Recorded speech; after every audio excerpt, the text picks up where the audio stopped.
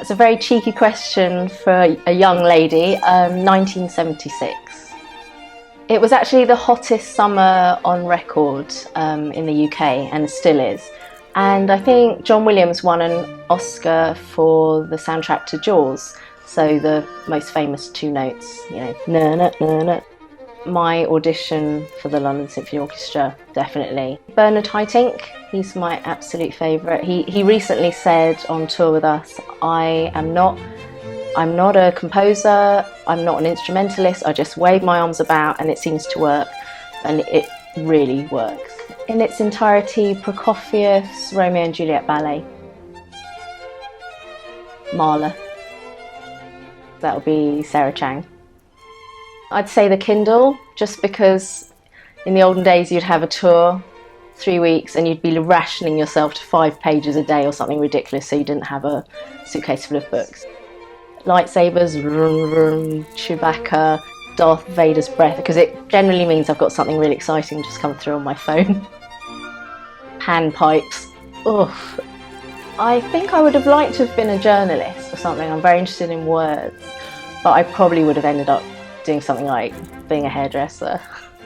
I'm reading a really interesting book that a Twitter follower actually presented me with backstage in Edinburgh, and it's about the LSO in 1970. Food poisoning on tour, for sure.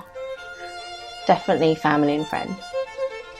Liberace, and I'd make him give me a tour of his wardrobe. It'd have to be Dolly Parton and RuPaul.